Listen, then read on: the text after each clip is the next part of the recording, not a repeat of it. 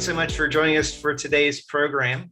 It's great to have you with us. We're pleased to be able to offer a quick update for our members throughout the state of Florida as we address what the end of the executive orders in the state of Florida mean for the delivery of telehealth services. We've had quite a few communications to our offices asking, what the impact is of the governor allowing the executive order to expire recently, and what that means for the provision of telehealth services in the state. So we're extremely pleased to tackle this timely topic today. And we have with us Christopher Acevedo, and Chris is the Chief Operating Officer of Acevedo Consulting, based in Palm Beach County. We've got a great working relationship with their team down there at the consulting services, and they do offer educational programming to our members throughout the year, as well as discounted services for those folks that want to engage them to a larger degree on consulting and other educational needs. So it's great to have Chris with us today.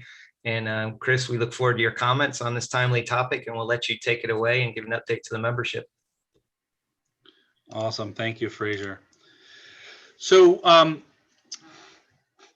I know there have been a lot of questions. I've seen them throughout a bunch of the society listservs and listservs for specialty societies. And the information we're going to cover is as current as of right now today. I expect there to be some updates, not necessarily for what we're going to cover specific to Florida, but from a federal perspective, there will be some updates at minimum in the coming weeks, at maximum as the fee schedule for Medicare providers is put out in its proposed form in August, which is just next month. I can't believe we're that close to the end of the year. So we're going to talk about the executive order, what it meant, what the expiration of the executive order meant, and any effect it had on the emergency provisions. Remember that as we talk through anything that was allowed from a billing perspective, right, all billable services have to be medically necessary. They have to be accurately represented by CPT or HCPCS codes submitted to the claims. And there may or may not be some EMR restrictions that were ready or not ready for us to be in a public health emergency with specific locations or code-based bundles. But know that those all would have had to have been medically necessary in the first place to be able to bill any. So what was Executive Order 2052, right? So Governor DeSantis issued on March 9th, 2020, an executive order that declared Florida to be in a state of emergency. It was a 60-day executive order meant to expire on a number of occasions, and quite expectedly, it continued to be extended over 7 separate occasions.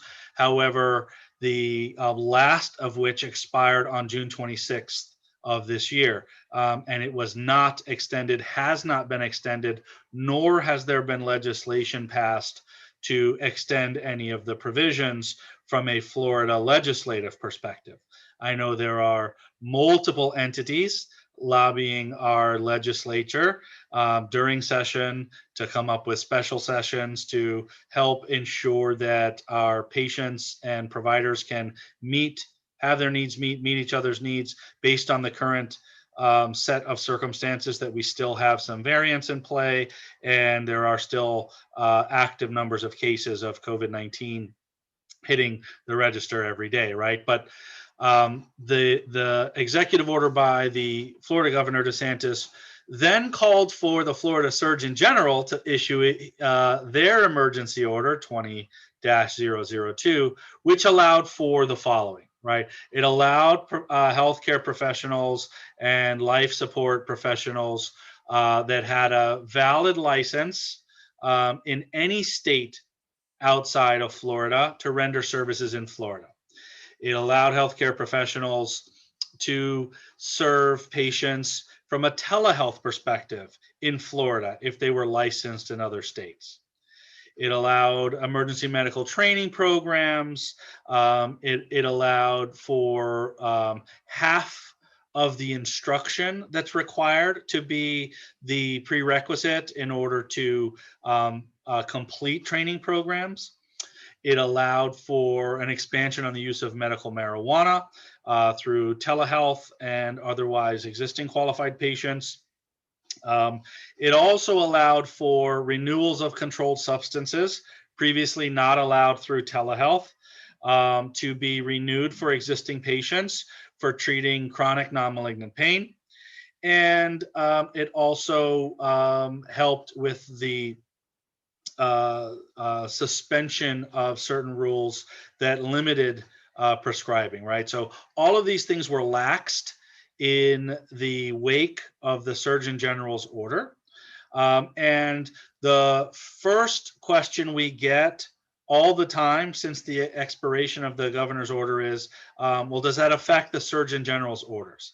And yes, the fact that Executive Order 2052 expired on June 26 means that the Surgeon General order that was in direct correlation to the executive order also expired.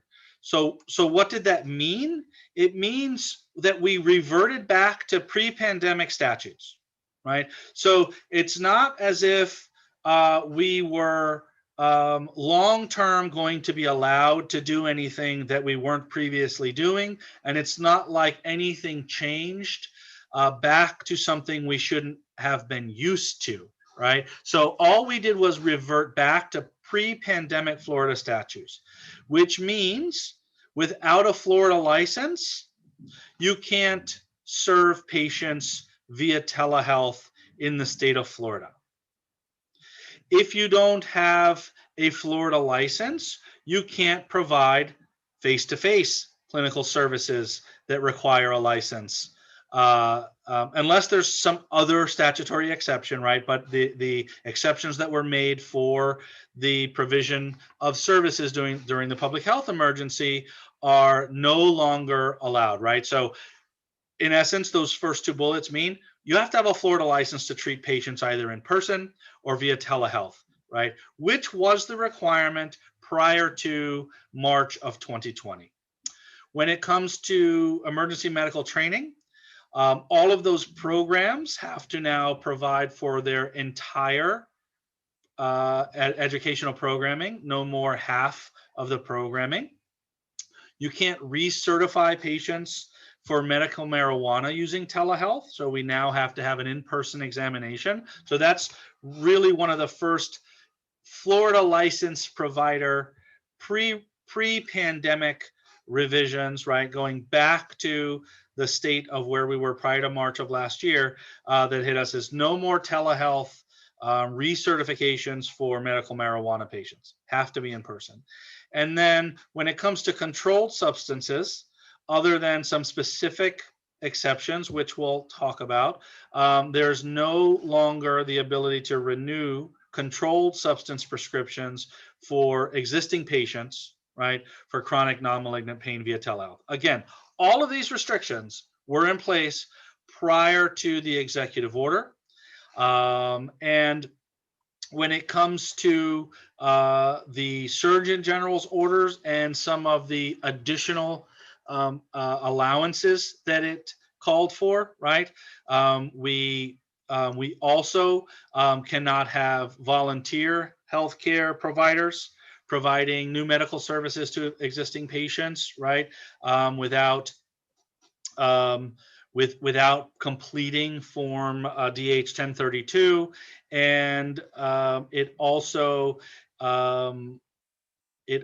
reverts back to not allowing individuals to just reactivate their license, right, because of a public health emergency and treat patients with expired licenses. Again, those were all components of the statutes that were in place prior to the emergency. Now they're back. So when it comes to the controlled substance piece, that tends to be where the most questions have been coming from, right? What are the rules? Well, again, they're the rules that were in place prior to the public health emergency. So what is it? It's Florida Statute 456.47. and it states that a telehealth provider may only use telehealth to prescribe controlled substance for the treatment of a psychiatric disorder, in treatment of patients at a hospital that's licensed under Chapter 395, patients receiving hospice services, or residents of a nursing home. Right. So this means for all of our ambulatory clinics, if we're not treating a psychiatric disorder, we cannot use telehealth to prescribe controlled substances, just like we couldn't prior to the public health emergency. But we're back to not being able to do that. Right. That's the big, that and the marijuana examination for extending medical marijuana use, right? Those are the two provisions that are directly related to telehealth and the expiration of the governor's executive order and subsequently the Surgeon General's executive order. When it comes to the federal telehealth waivers, so this is our ability for treating Medicare patients, right, through telehealth, as long as there's a medically necessary telehealth visit required or needed by the patient, as long as we're licensed in the state of Florida and we're not renewing prescriptions, right, outside of those four exceptions I previously covered, we can still see patients via telehealth.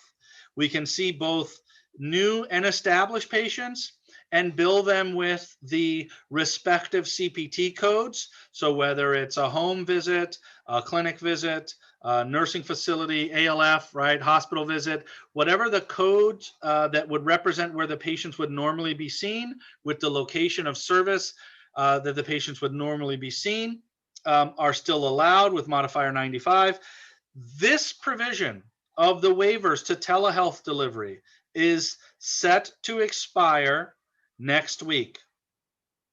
It is set to expire on July 19th. I checked this morning whether or not the public health emergency declaration has been extended, and as of 1:28 p.m. Eastern time on July 13th, it has not.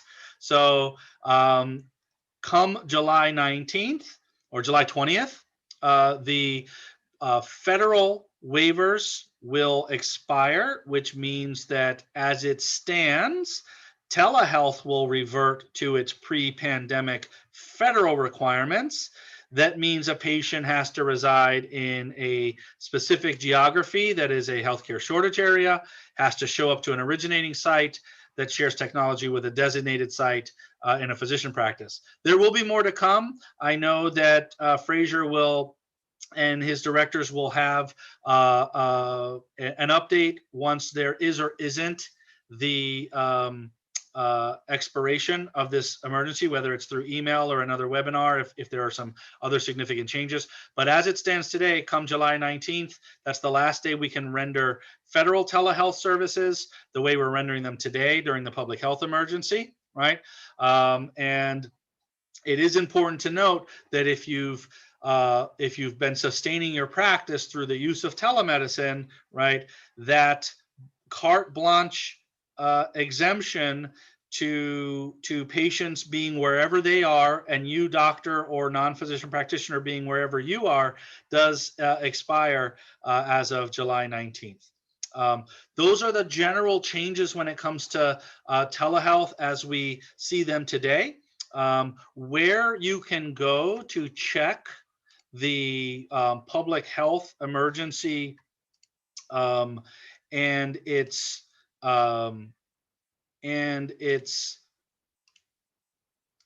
extension or not is phe.gov/emergency/news health actions PHE pages default, right? But it's the public health emergency site set by the U.S. Department of Health and Human Services.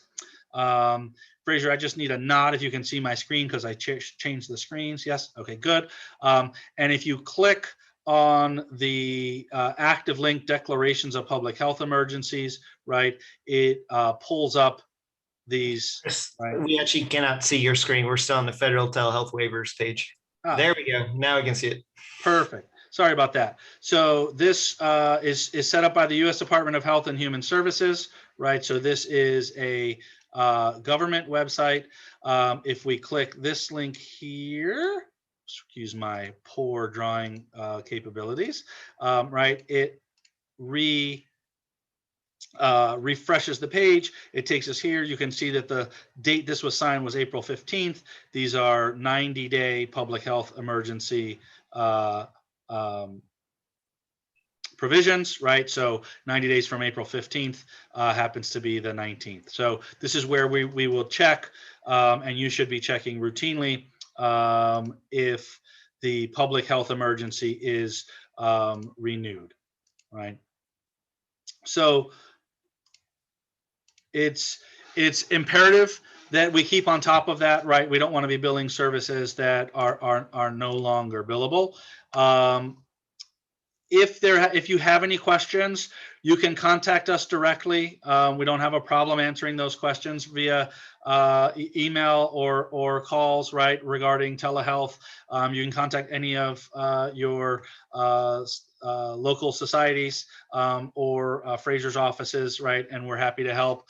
But remember, we have just moved to a place where we are only able to provision the Florida prescribing authorities in the capacity that we were prior to the public health emergency. And from a federal perspective, we've got about another 5 or 6 days that we can continue to provide telehealth services the way we are today, unless the federal government acts and extends that. Fraser, anything else you'd like to share with the group?